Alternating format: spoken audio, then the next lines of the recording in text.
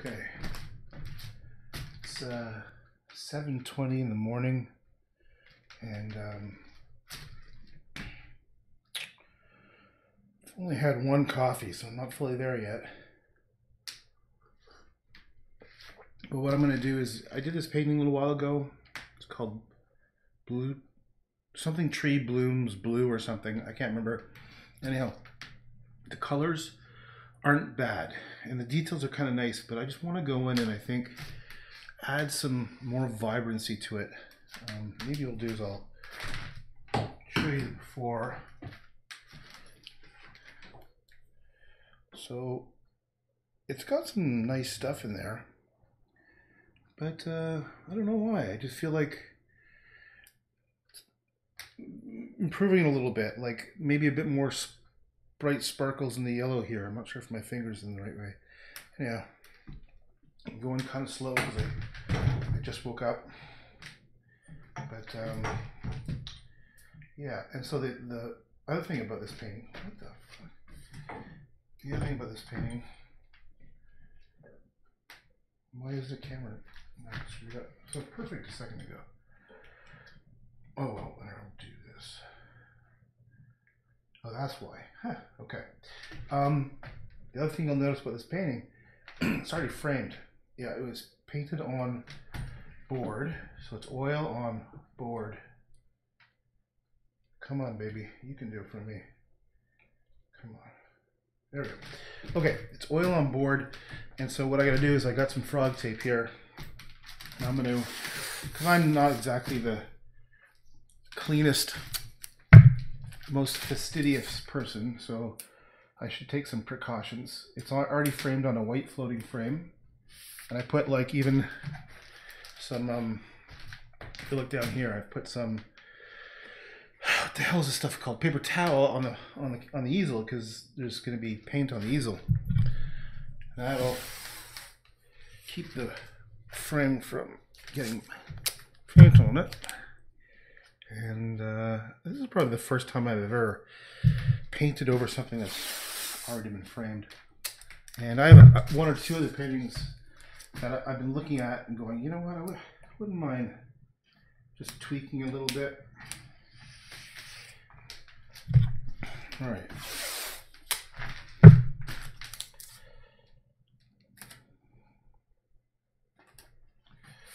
I'm almost there. Now, to be honest, not honest, but really smart, I should put frog tape so it covers the inside of the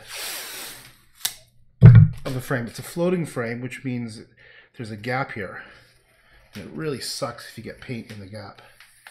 So I'll just add a little bit on the inside. There we go. That should be good.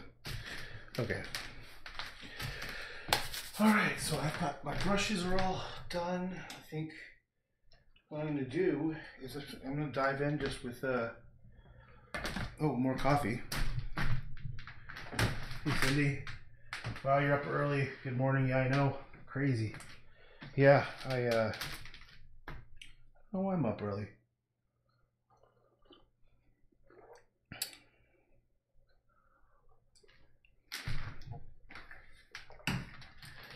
Okay.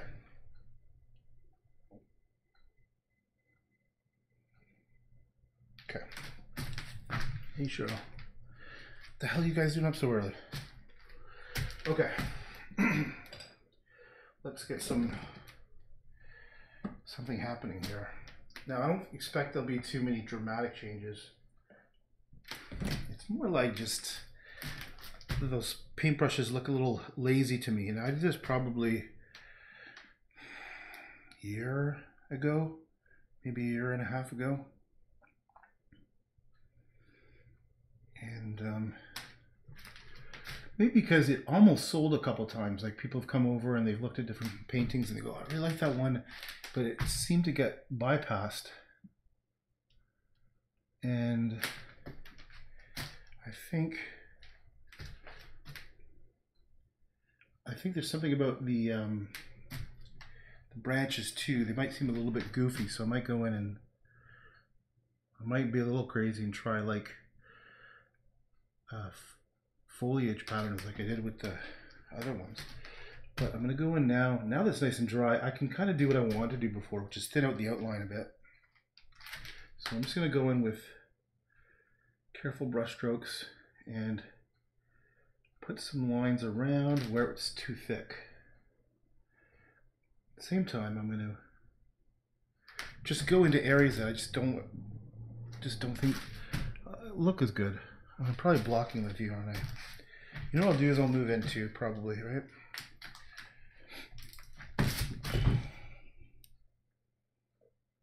There we go. It's a little bit better. I'm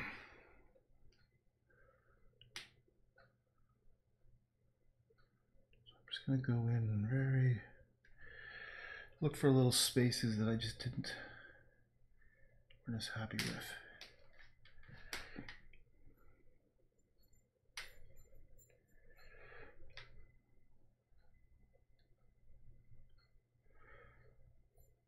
I don't even know if you can see that, but I'm kind of happy I'm doing this.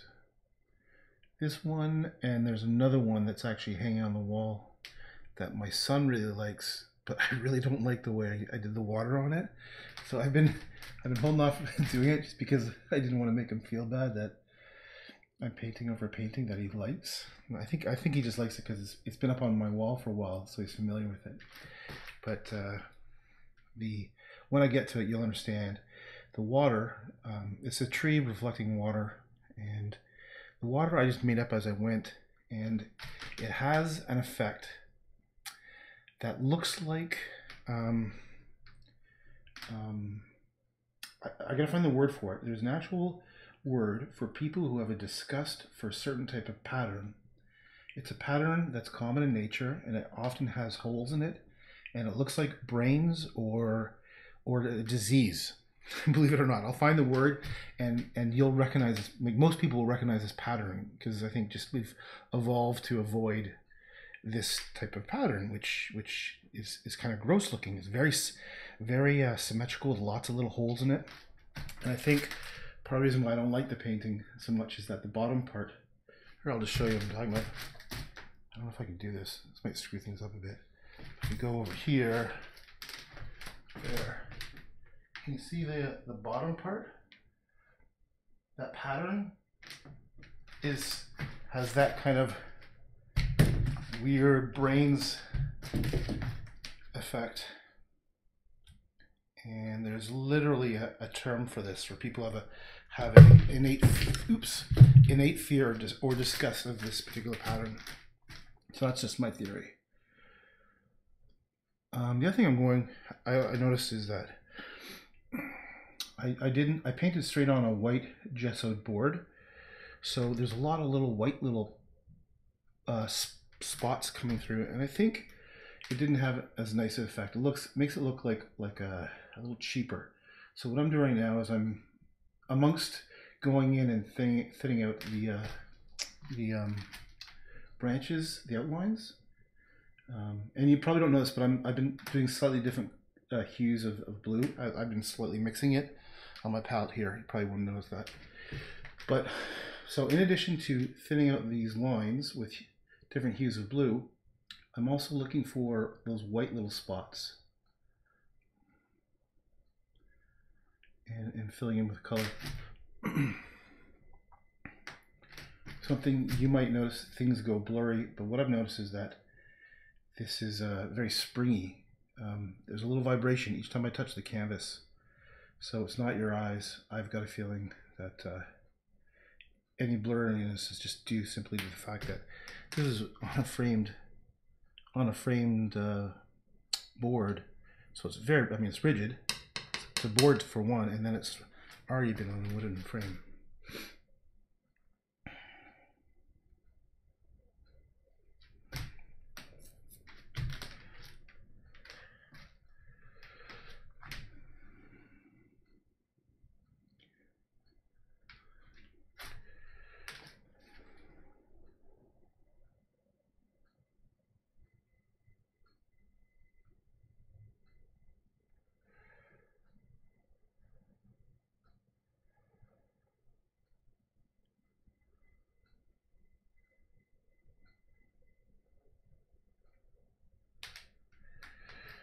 think the other thing I wanted about this is to have a little bit more paint thickness, because this one was, when I painted this one, looking at it now, it's quite thin, so it feels more like no, watercolor is not the right word. It just, you know, very thinly painted with water, so the colors aren't as intense as I'd like them to be.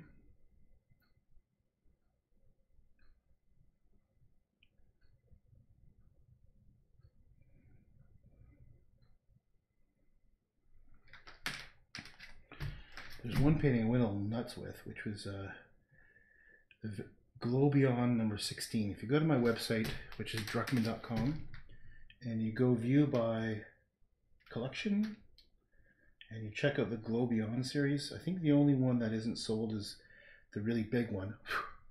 And it took me a couple months to do, but I literally put in thousands and thousands of layers of dots of color. Like, I had a love-hate relationship with it. Like, I loved it because there were so many beautiful little patterns that were happening everywhere, but the overall effect felt a little static. Like, the overall painting felt a little rigid because it had such a perfect symmetrical composition to it. But it was still one of those things where I felt I needed to do it. I felt I needed to do something bigger and more like a statement, and I really like that Glow Beyond concept. I think a lot of people really appeal to it. I think it's, well, pretty much all of them have been sold, so I guess that's a good indication.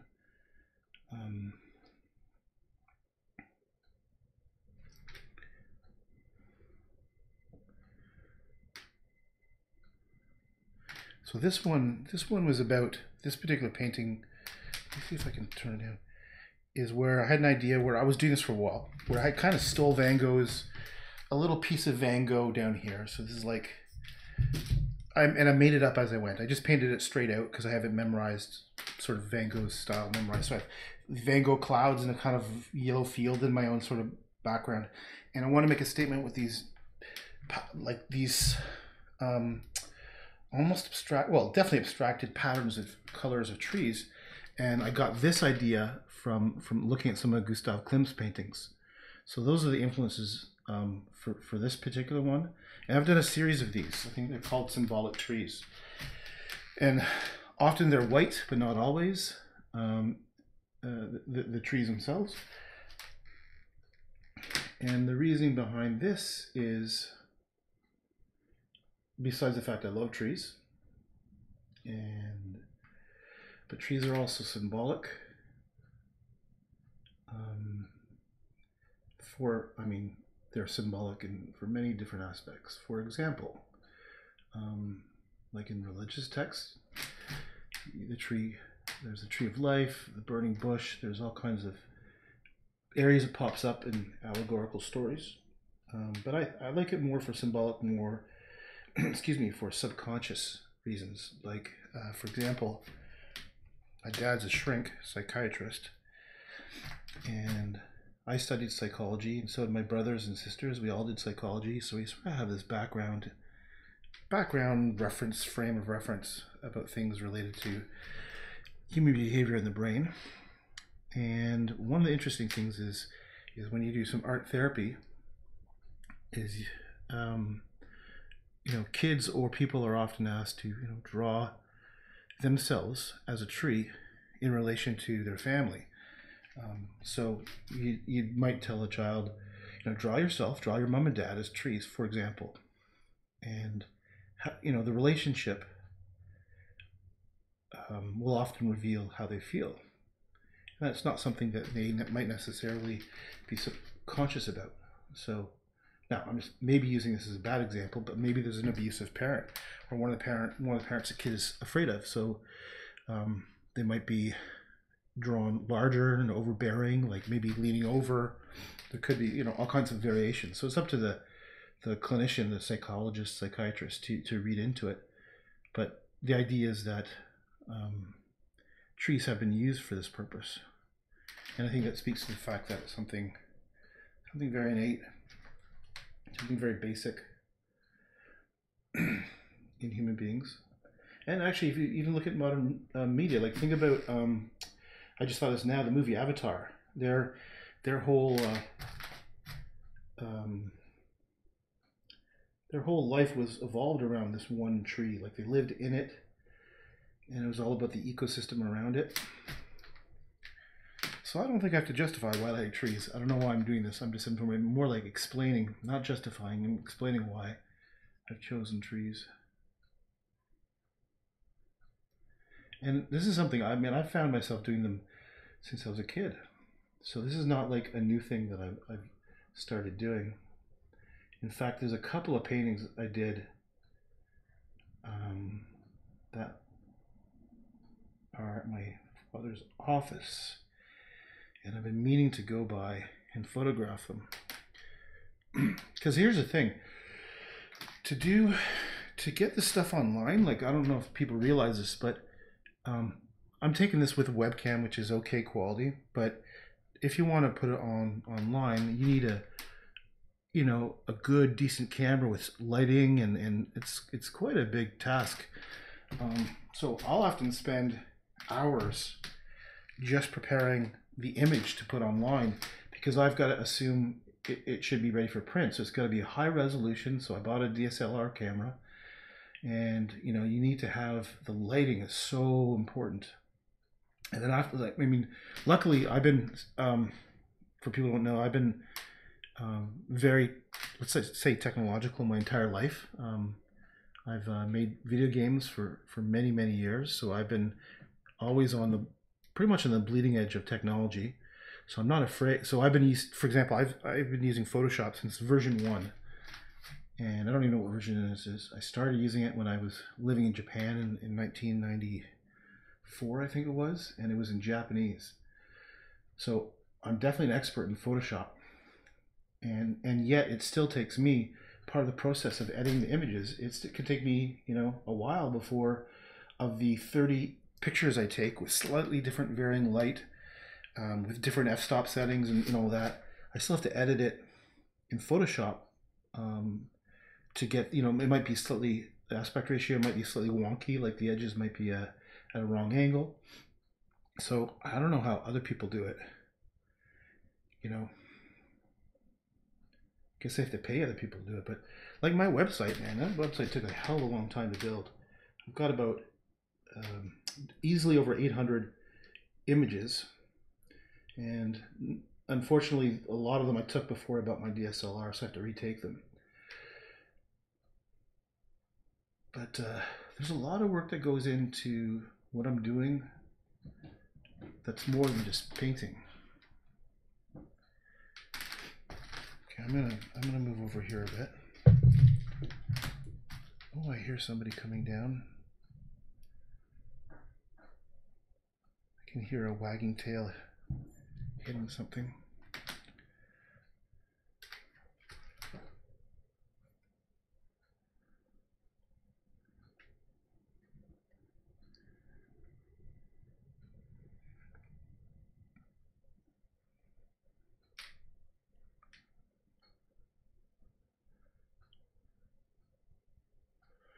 So I'm hoping when I'm done this, it might be a subtle difference. Like if you were to compare the before and after, I think it'll be noticeable.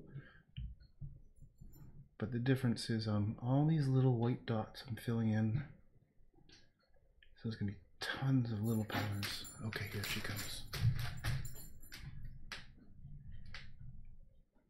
Hey, Nugget.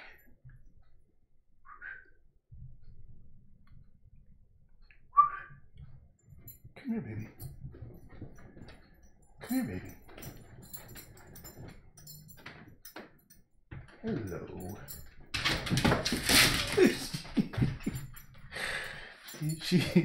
She's stretching. I just don't want to show the rest of my house, so I'm just gonna cut off there. But you're so cute. Yes, you are. She's wagging her tail.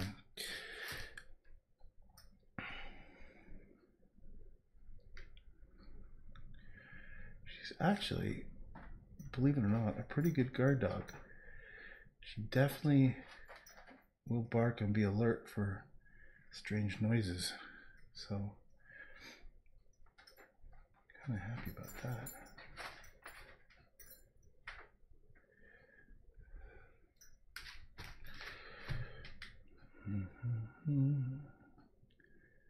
I'm still really bummed out about this whole Facebook, YouTube preventing you from having music that's copyrighted. Like, I understand the logic behind it, but I'm not doing this for money, right? I'm not charging anybody to watch me paint, but they either tell you to take it down or mute, or they automatically mute that whole section.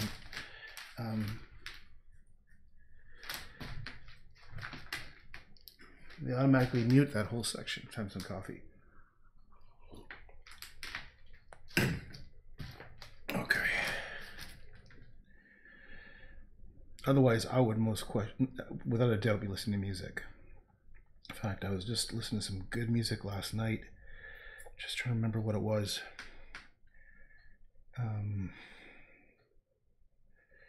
What the hell was it?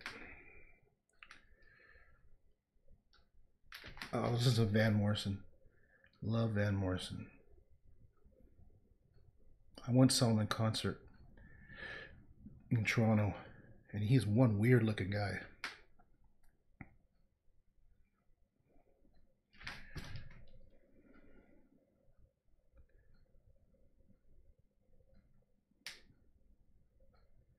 He's one of my favorite musicians, I'd say.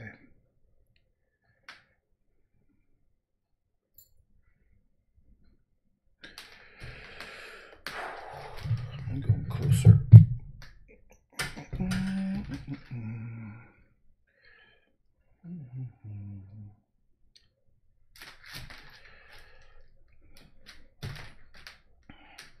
So far, I've been mainly working with this one blue here, and bits of white, and I've been going through different hues, which is just how dark and how much of the color versus white I'm using, and it's creating enough variation for now, and then I'll change the hue a bit. That's what I should have said, saturation.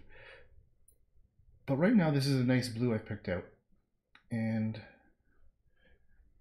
so far I like it. And I'm going through, you probably wouldn't know, no one ever knows, I guess, but there's like little spots that bug me that I just feel need to be worked on. Let's see what happens over here. Okay, so here's what I mean when I'm trying to get rid of that thick outline by using these colors. I don't know is that visible? Yeah, I think so. So the line was quite thick, and I'm going in and putting these bits of color right along the edge of it so it feels thinner. I think it'll look better. And as far as those little specks of light, I'm going to put down my palette. I'm going to zoom in and show you maybe an example of what I'm seeing here so you can see what I mean. So I'm going to go over, and where's my paintbrush? Okay. These little spots here, a little bit of white coming through. I'll go over and cover those ones up. So that's what I'm doing if you were to sort of see it through my eyes.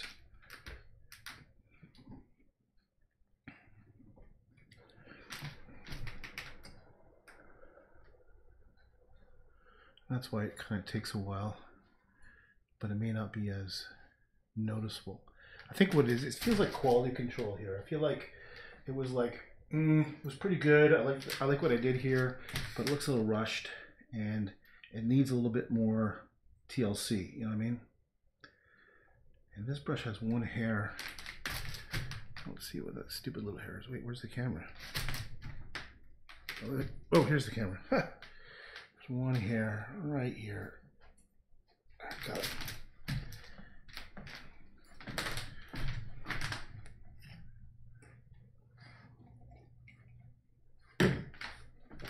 Okay. I'm back at it. yeah, so the other painting I worked on, and it's back there. It is, I want to say, I know it's 4 feet by maybe 6 feet. But imagine that with much more density than you see here. And you know, this is a 2 by 2. So it was pretty nutty to do it. And I'll do more. I mean, if people, you know, it's going to take a couple years before people kind of discover me, I guess. Or before I get discovered, I suppose. Or before, you know, you have to build up that reputation. Even though I've been doing it for 34 years, I'm realistic in that, you know, it's going to take some years. I've got confidence in myself. So right now, you know, it comes down to people who've got the money to afford that kind of size. And the other part is not just the cost of it, is that you need to have a space that big. So chances are, if you might have enough money, but you may not have a space for a painting that big. And you know, I haven't been painting for the sake of decorating. You know what I mean? Like I am trying to make something look beautiful, but I'm not painting for the sake that this is going to match someone's couch. Put it that way. One guy who almost bought this one, who bought 2 other ones. I think he's a doctor, and he lives in California. And when he came over to look at some paintings, one of the painting he bought, okay, you know, he was looking at a whole bunch of them, and I think he liked this one as part of them. He liked the blue effect, whatever. And another painting, he said, you know, I really like this, but could you change this color to something else? And in my head, I'm like, get the fuck out of here. You know, I'm like, no, I'm not going to do that. And I was sort of mulling over what I should say, because, you know, my nature is not to be confrontational. Like I'm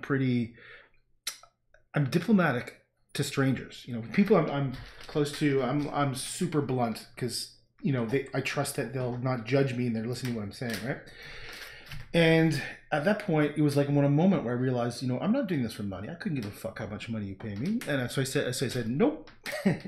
And he kind of looked, he had this kind of funny look on his face, and he said, okay, I'll buy it.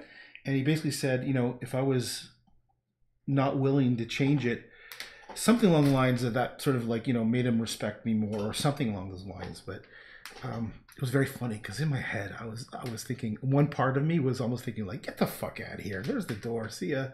But there was no need to be like that, right? Because, you know, I was just asking. There's no harm in asking.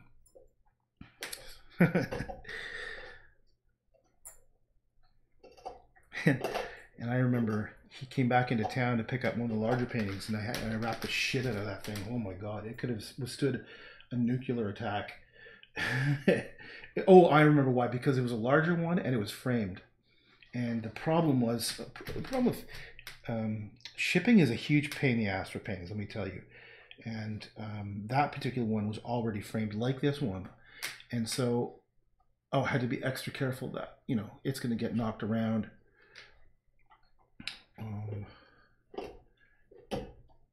Especially because it wasn't being shipped by shipper. He was I think, checking it in.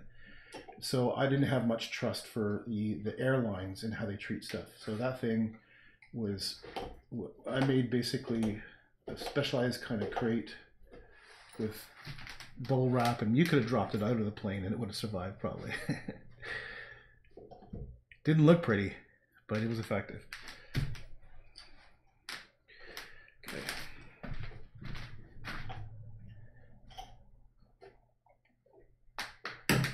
I miss that, Cheryl. What's that? Who had balls?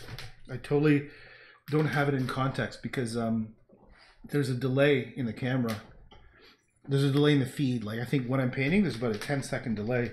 So if you say something, it's probably about something I already talked about. But he had balls is... I have no idea what you're referring to.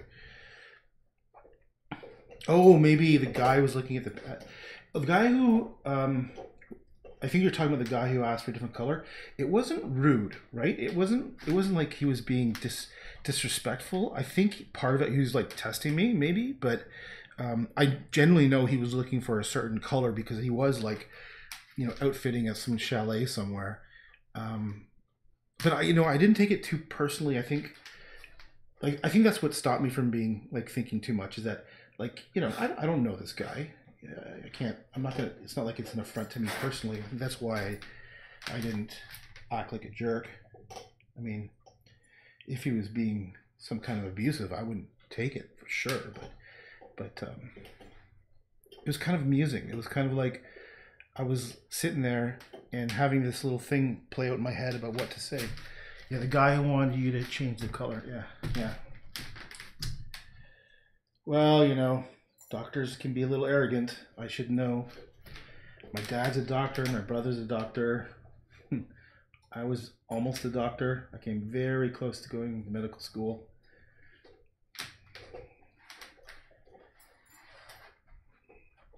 Which is to have the assumption that I was somewhat arrogant. I could definitely say when I was younger, I was definitely arrogant. That life taught me otherwise.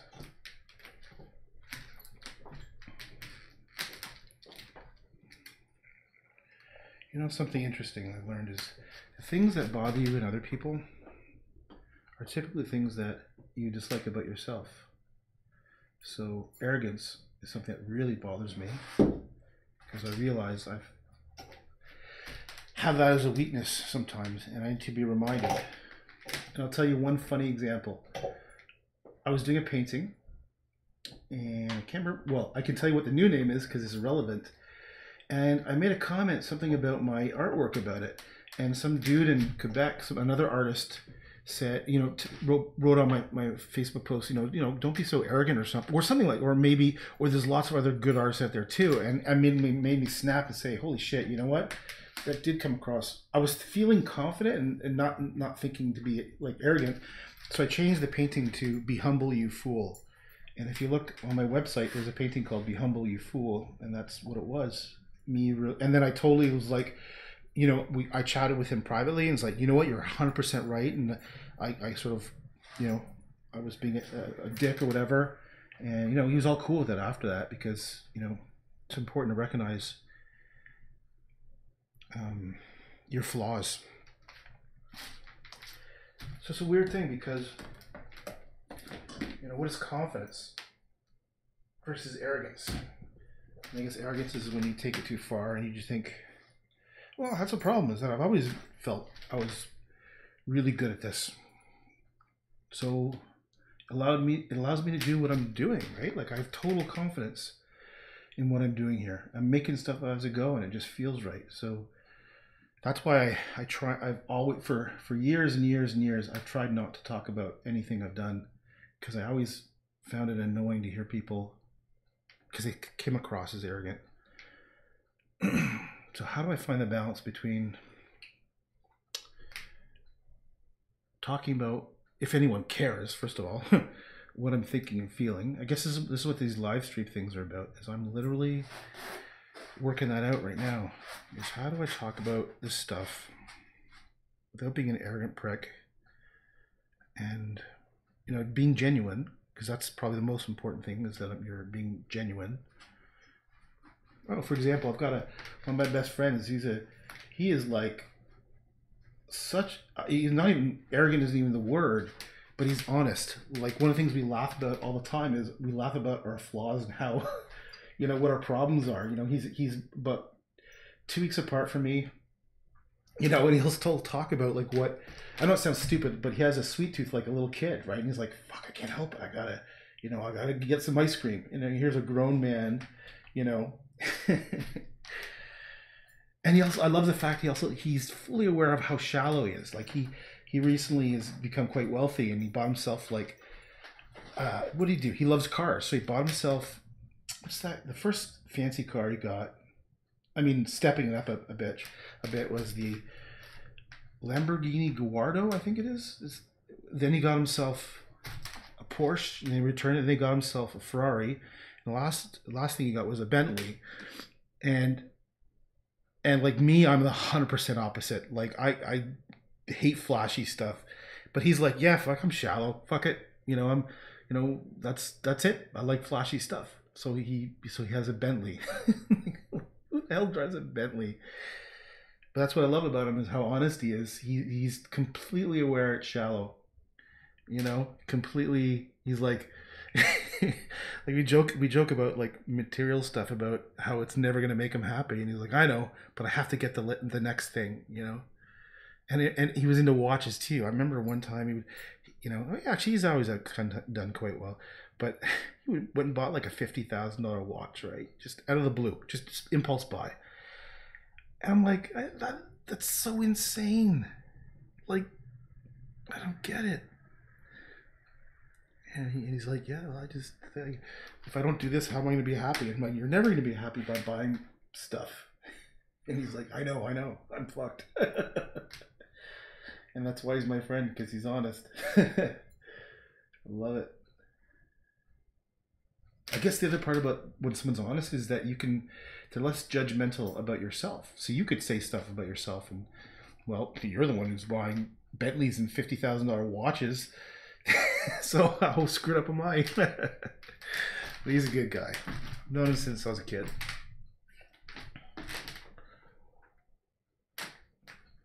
I actually kind of miss him. I haven't seen him in a while, and we've been talking about getting together. And we were supposed to get together not long ago, but I got sick. I got salmonella poisoning from some goddamn crackers. So I was out for about 8 days. Not too long ago.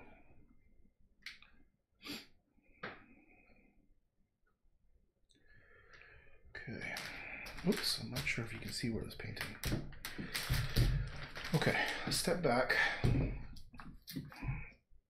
I'm willing to bet most people don't see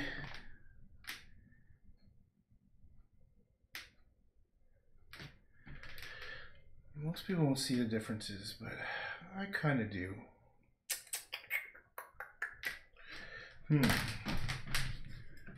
Coffee. Maybe I'll work on, move this camera. Maybe I'll work on the bottom part a bit. I've got to adjust this thing. Oh yeah, I can guarantee bought the iPhone X the second it came out. But like I said, my approach is not to be too judgmental, because who the hell am I to judge, basically. So here's my Van Gogh kind of brush strokes. I don't know if you can even see them. Come in here, just adding a little bit more. What would Van Gogh do? But it's more like, that's what I want to do. Okay, so overall, I still think I need to get in here and work on this a bit more. I think up here, still too many little specks popping through. Although I really could use another coffee.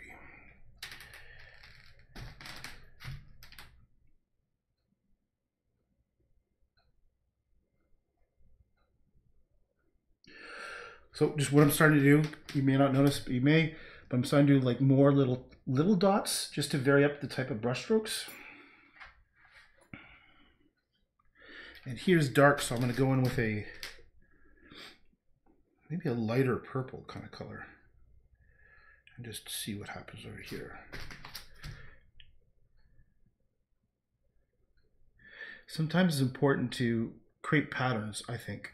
So I'm just going to do a little area here where these, maybe even over here too, actually, where they're all sort of flowing in one direction.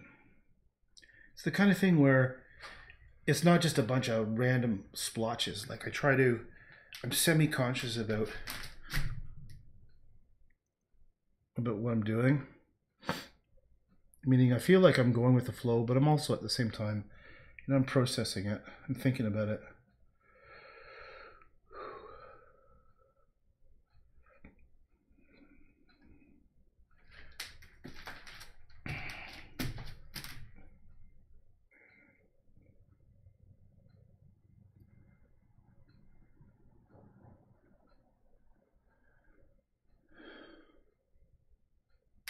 There's the use of tape.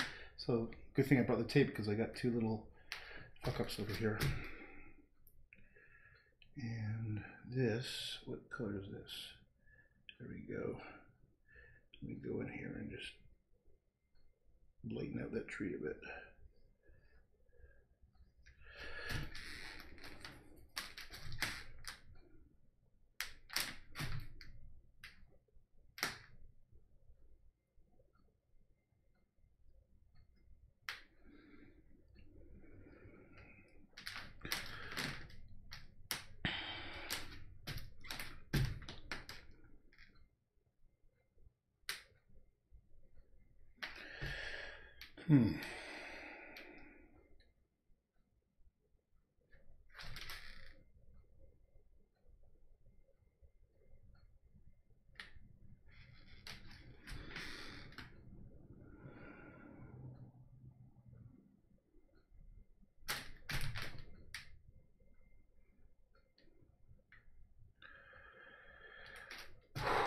Oh, shut the hell up.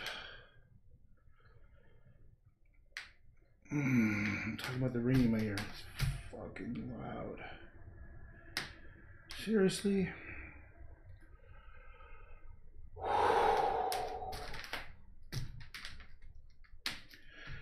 Really?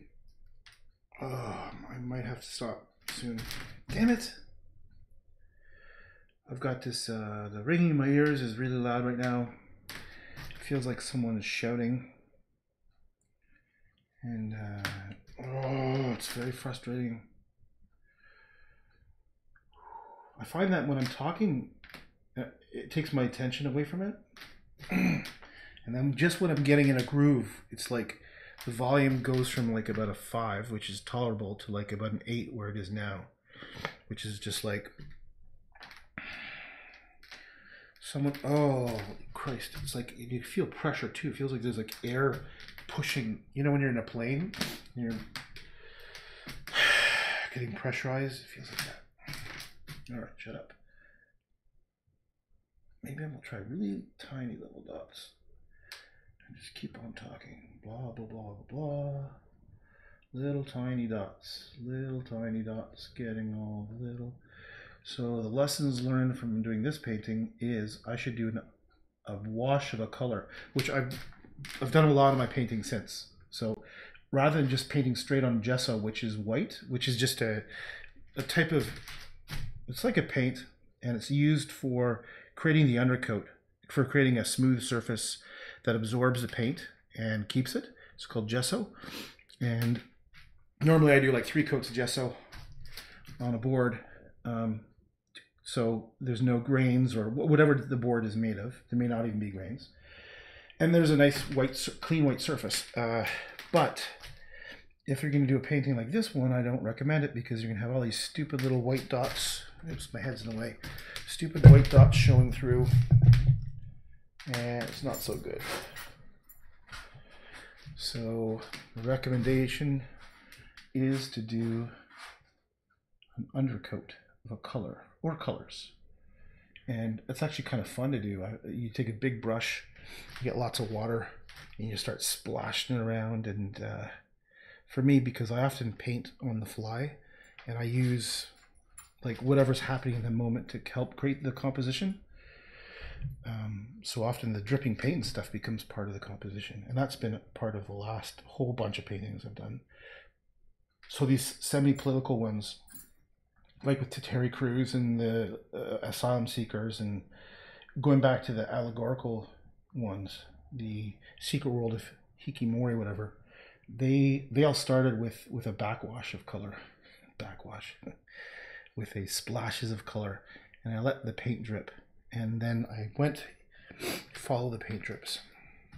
So just so we're all clear, one of the reasons why I'm talking is not because I really have much to say. It's that it helps with my tinnitus, which is a ringing in the ear.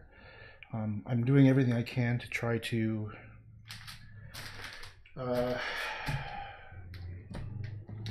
not lose my mind, basically, because it's a very, very, very uncomfortable thing. Just imagine someone has like a tuning fork next to your ear and it never stops. So one of the reasons why I'm just going to continue to blab on is because I have now realized sometimes talking helps to make it go away a bit. So blah blah blah blah blah blah blah blah blah.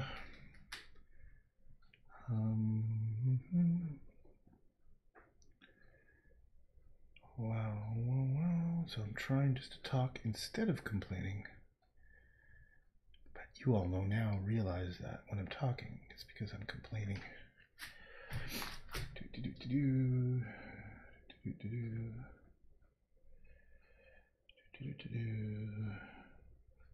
don't know if you guys, oh shit, I'm not even have the camera in the right place.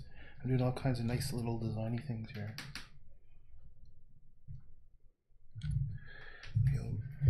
Even a little closer.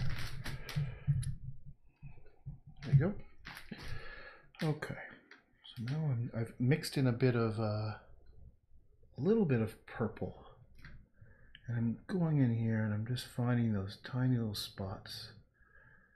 I'm also looking for spots of other color I can paint on top of too, because it kind of has, if you really get up close to some of my paintings, I've done this, I'll put a larger splotch of color and then later come back with another color inside it.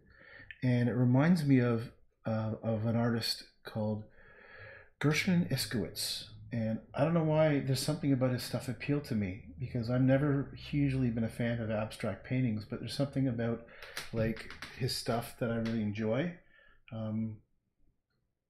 Because I'm usually a big snob when it comes to artwork and who I think is good, who I don't think is good, and rarely do I wouldn't say respect, might be the right word, but rarely do I appreciate a lot of abstract painting, because I think most of it's bullshit, and I guess, I don't know, I like people who have expressed talent, right? Like people who, no, this is just me and my crazy ways, but I respect people whose merit is warranted, I guess is the best way to describe it. A perfect example is Yoko Ono. Who, as far as I could tell, is like devoid of any real talent, right? And just, I've listened to some of her stuff and it's obnoxious. It's just like someone who has a platform, who has no talent, and they're just screeching and squawking, and you know, and it's embarrassing. It's like to say the word artist is embarrassing, you know. And I didn't go to the show at the Ontario Art Gallery, but there was some show about bubbles or something, and I was just thinking, fuck, man, that looks like an amusement park. Like, that's, I mean, I'm not judging people for enjoying it, but when it comes to like what I think is art, you know, it's got to be something. There's got to be a few components to it. One of which is some kind of intentionality and intent and competence. I don't know. I'd probably piss off a whole bunch of people, but whatever. I just don't care anymore.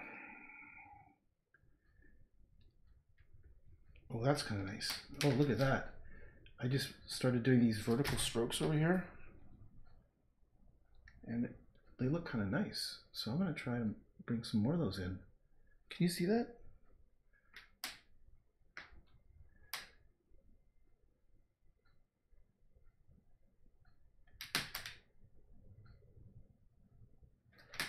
Yeah, I'm going to do more of those.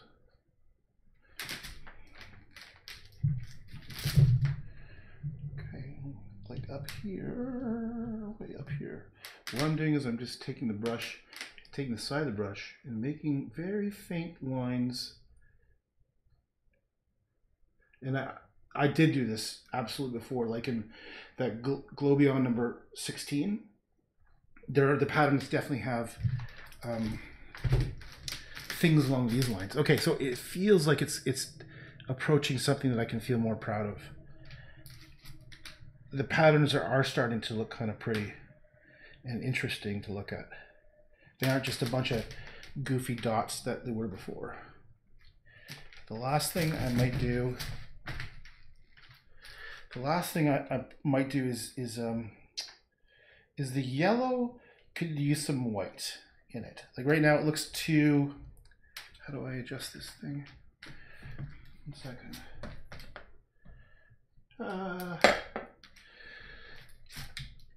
Is this the right knob? Sorry. There you go. Okay. Yeah, the last thing I might do is this yellow looks a little too blurb. So I'm thinking about, there's just bits of blue in there, just to spark it up a bit. Oh, you can't see this at all, but there are all these little nice little colors and stuff happening now. Like, look at this, just tiny, subtle differences. Like, I just did, see that little bit of blue? I just barely even touched the thing, and a little bit of blue makes that whole little area come alive. So I go over here. I'm just going to go and I'm just going to go.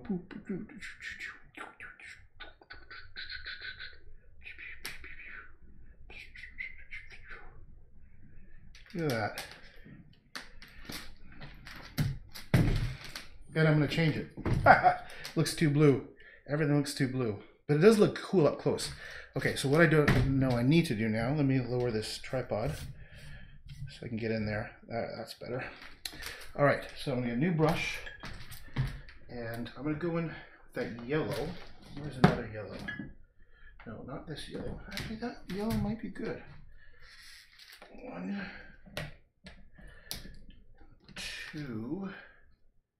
Okay. So I've got a couple of yellows. No, looks like it might need a little bit of water. Needs a little bit of water. I want to see what the yellow straight out of the tube looks like. Not bad, not bad. But I think what's missing is, should be a little brighter. So I'm going to take some yellow and white and mix it together. And I'm just going to draw it across here to create kind of like as if there's more light on the earth.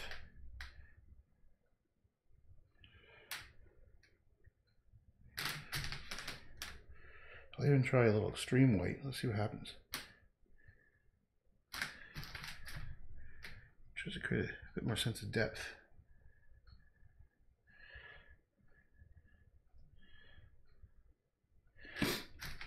And I'm not crazy about this yellow line along the edge of the tree. Here, let's put some more sparkles of color out here.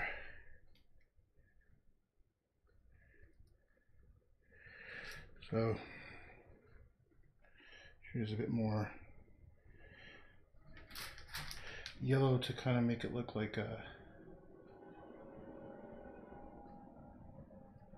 grass or something, right? Okay. Helps a bit. Now, how the hell do I get rid of that stupid line? I think I'll just go into light blue. Let's see what this does. Okay, if I can kill that. I don't know what I was thinking. Yeah, that's better. Yeah, that's definitely better.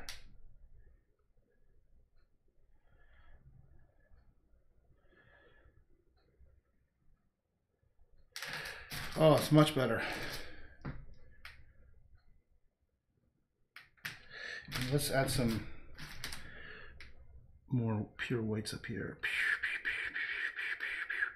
Even up here. What about that?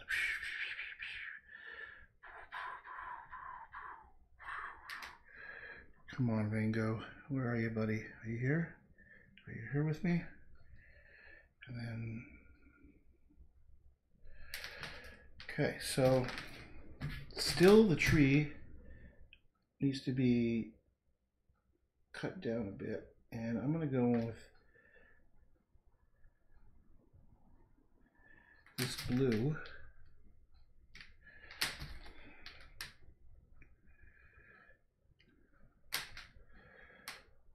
I think the only way we're going to see the difference is if we compare the trees side to side. I mean the original side to side. Okay, I'm going to go and stand back and see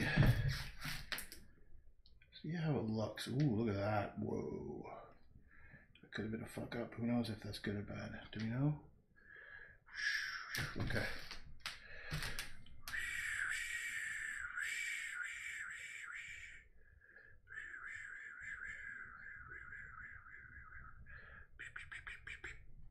Okay.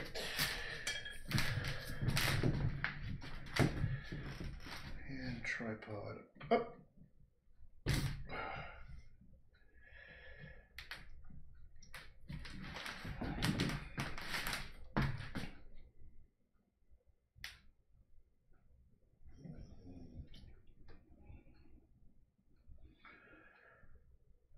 Okay.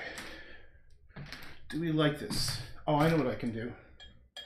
I totally know what I should do. Go back in with some white on this tree to fix areas that I think it's still too thick. That's a good idea.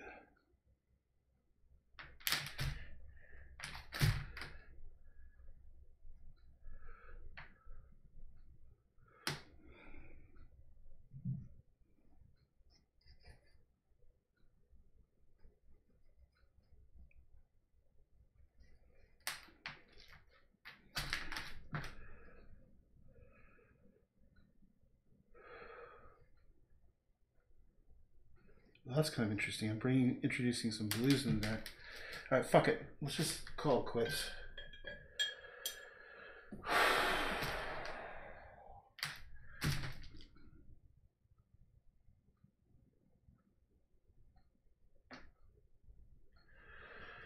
I always have to do this just when I say I'm done. Fuck you. Ah, son of a bitch. Fuck. Okay.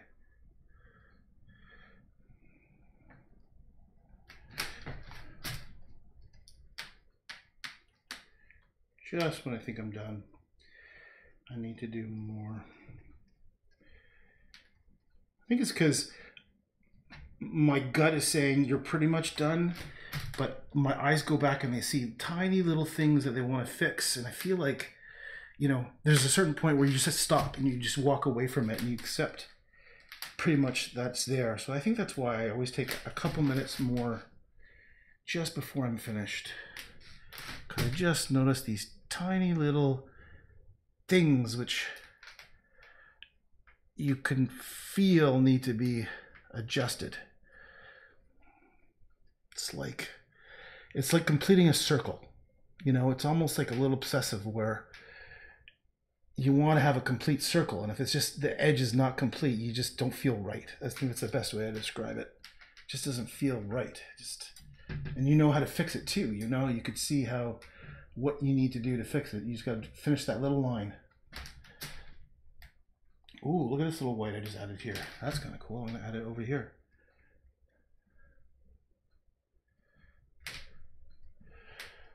Okay. Let's oh no, you know what I'm gonna do? I think a little bit more of that yellow white really coming off of here. Yeah, like just something a bit more intense. So as if that this is like light on the field. Some good sound effects are important.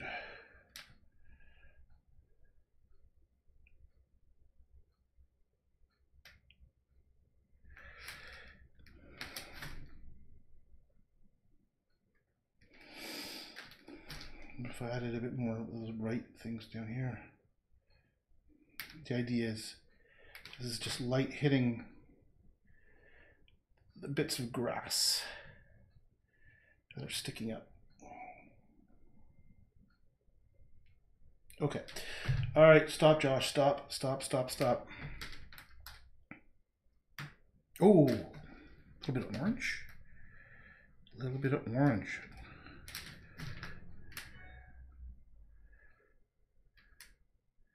It's almost pink. That's kind of pretty. Okay, that's probably a good place to stop. All right, we're done. Okay, let me wash my hands. Actually, no, I don't even. Yeah, better. Wash my hands.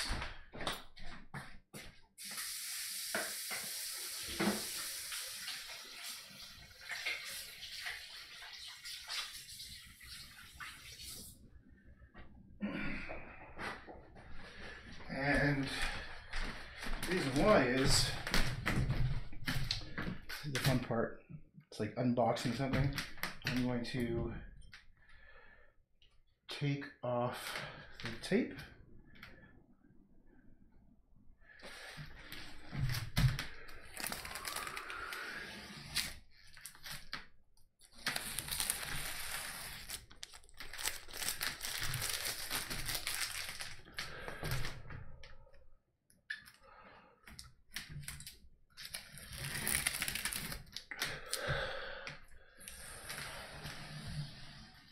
There we go.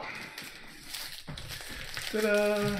And let's have a quick peek at this painting up close, shall we?